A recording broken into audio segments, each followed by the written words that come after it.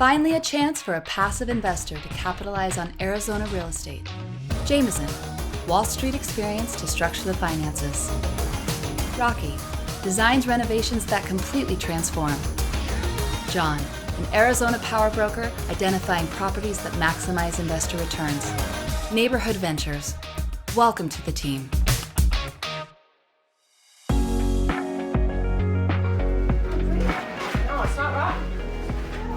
Serve you rotten eggs. All right. I love rotten eggs. You don't like rotten eggs. Oh yeah. I love eggs. Yeah, you love eggs. Not rotten eggs. No. No, we don't want rotten eggs. Yeah, rotten eggs are big. Hey, Prez, will you put her shoes on? Make sure Paige has shoes. So being a mom is never easy. And then you add on top of that COVID, and it does tend to complicate things between their school, my work, all of our activities.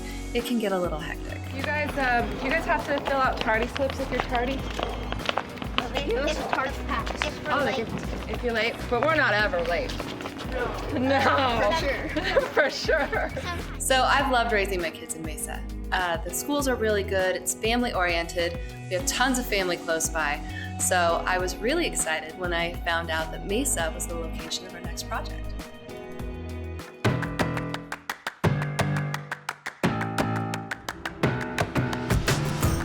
We just put our next property under contract for Venture Residences. It's a property on Gilbert and University in Mesa. So Venture on Williams is in central Mesa, a block away from light rail that goes down most of Mesa from Tempe.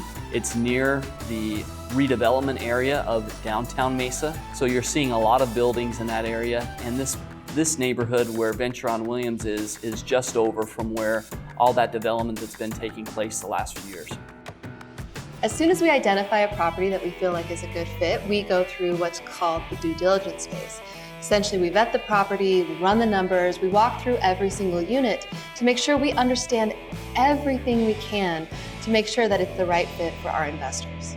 That French drain, the scupper where the water comes out of there, Right. that might seem like a little thing, but fixing that fixes all this stuff in the wrapping. I see. We just had probably 25 people on this property.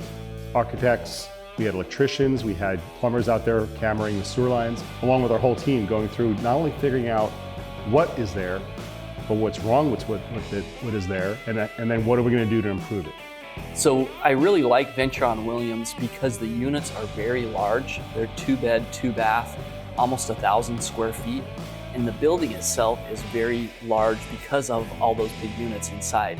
I love the arches. They stand out. They're gorgeous. I feel like we're going to be able to do something with those. One of my favorite things has to be the area behind the wall, which is really grassy and private. I can see people really liking that area, and I want to make sure that we use it to its highest and best potential. We also spend a lot of time on the financial side, going through the rent roll, making sure that the property will deliver what we expect it to deliver on the financial side. In the case of Venture on Williams, the rents are currently $825 on average per unit per month. That's well below the neighborhood average of $1250 per unit per month for the 2-bed, 2-bath. As we go in and do a renovation, we expect to take the rents to around $1,350 a month. And so you'll be able to see a really good rent increase from the current rent to the new market rent. And for an investor, that's what really matters because that's what drives the value and the price of the new apartment.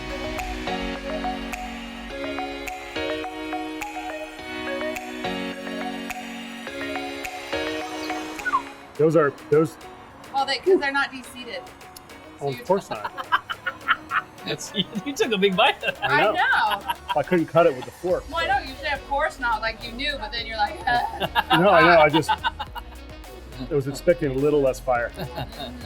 I'm not messing with that. Oh, I love them. They're so good. Well, the onions are really sweet. They cook them for long enough. So I don't know if you guys know the backstory of this place, Backyard Taco, why it's called Backyard Taco. It was in someone's backyard, okay? This guy, he set up this big cooktop. His wife made all of the salsas. They were so good that people would come into his backyard. He had a bunch of picnic tables set up, and it kind of gained momentum over the course of maybe a year and a half. It started here? Yeah, it started here, maybe a mile down the road. a few of his customers actually saw the concept and they were like, this could work here. So it's interesting too, because when they did this location as the first location, there was nothing else around. I mean, it was like sort of a wasteland in terms of like eating places. If you go down Main Street now, it's a completely different downtown Mesa than it used to be. You have the Mesa Arts Center, but then you have significant investment around the LDS Temple. The LDS Church is putting a lot of capital there in new apartment buildings, high-end apartment buildings, offices. And then after them, some other investment funds have also come in and started to build right along the light rail. I would say the light rail in Mesa is one of the best looking light rails because it's so clean around there. Yeah. It's really changed what West Mesa used to be. When you're talking about raising families and the schools and everything, I mean, Mesa it's really a good place to live. And it's the third largest city in the state. We kind of forget about it because it's such a bedroom community. But third largest city, large population base, and I would say downtown is pretty cool. Yeah, and the place, Venture at Williams, that we were looking at today, it's what, maybe an eighth of a mile down the road? Oh, it's like a hop, right skip, there. yeah. All right, so what did you think of Venture at Williams, John? I like it. So great building. It's the whole neighborhood's full of rentals, small multifamily, but this is the building on the corner. It's the big building on the corner, the 20-unit building. Right. Huge units, 1,000 square feet. You guys went inside of them. I mean, they're dated, but so much opportunity for us to work on. Rent growth, population density, ease of rentability. It's hitting all the right boxes for us. Yeah. Well, my first impression walking up to it is that it's a really unique building. You have those really impressive arches, the elevation from the front, because it's such a large front elevation. I feel like there's going to be so much we could do with it. There's a lot of potential. Yeah, I love it. And all the bones, all the big things that I like on the structural part that you were just talking about. Yeah. It's block constructed. It's slump block. It's got a newer roof on it done in 2019. More than half the air conditioners are brand new. Another third of them are newer. So all the things that I look for that I'm like, is this going to cost us a lot? The big things are kind of there. That's nice. And then we can concentrate on the things that we can do to improve the property. I really think it's about being in the path to progress, which we talk so much about. We're right in that our sweet spot of a neighborhood that's up and coming. It's getting more cool. You're going to see some other cool restaurants and coffee shops pop up. And that's exactly where we want to be for an investor. All these things are really what's helping this neighborhood grow. But now we're starting to see incubator employment like this taco stand and other things come in. The employment corridor is going to continue to grow. And that's what's really driving the rents. Yeah, and to your point with the rents, so Mesa's a bit more of a family-friendly place or viewed that way. So there are a lot of families that live here. And as far as the rents go, we've seen rents rise quite a bit. So a place like Mesa we might have overlooked a few years ago, but now we're seeing those rents come in, and that's why it's a good opportunity for us. Yeah, and they're coming there because they're making choices based on lifestyle, being out here a little bit further, but also 30-minute drive into Phoenix is not such a big deal right now. No, absolutely not. And I also think you're going to see some of those apartment buildings around us be renovated. I agree. If you drive by them, they're cool architecture. They look like buildings downtown or in Old Town Scottsdale, and all they need is a little investment, and now they turn into a cool little neighborhood. Great, you just gave away our secret. Well, that's part of being the path of progress. Somebody has to be first. We're leading the way. Yeah, I don't have a single concern with this property.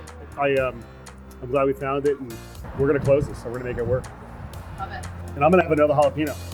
I know. You might need to try an onion this time. I actually do love them. I know, it's that bittersweet, right? Yeah. If you like what you've seen and you want more, we actually have a podcast. It's called Kiss My Assets, and it goes into not only things that a current investor would be interested in, but also potential investors. We talk about the different projects, we have guests. It's a little bit more casual, a little bit more in depth, and we would love to have you join along. It's Kiss My Assets, basically on any podcast platform that you use.